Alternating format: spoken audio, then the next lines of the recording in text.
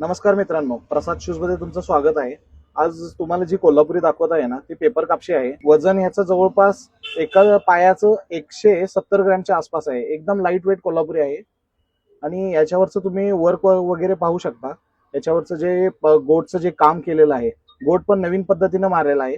या ज्या वेण्या आहेत तब्बल 50 वेण्या आहेत आणि याच्यावरचं तुम्ही पानावरचं पण काम पाहू शकता। पानाला सुद्धा जरची गोट मारलेली आहे आणि याच्यावरची जे शायनिंग आहे याला घोटणी म्हणतात। हे खूप म्हणजे खूप चांगल्या पद्धतीने घोटणी करावी लागते, तेव्हा ही फिनिशिंग येते। आणि याच्यावरचं जे कोरीव काम आहे ते कोरीव काम पण तुम्ही पाहू शकता।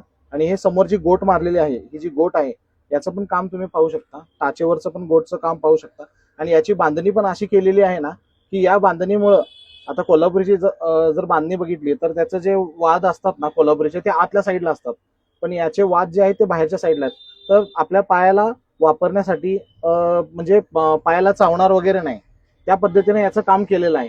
आणि तुम्ही याच्या अंगठ्यावरचं पण काम पाहू शकता की एकदम बारीक गोट असं मारलेला आहे। लक्षात घ्या, काहीतरी वेगळं काम केलेलं आहे। अँटिक कोल्हापुरी आहे, त्याला पेपर कापशी म्हणतात। एकदम पातळ आहे, वापरण्यासाठी एकदम छान आहे।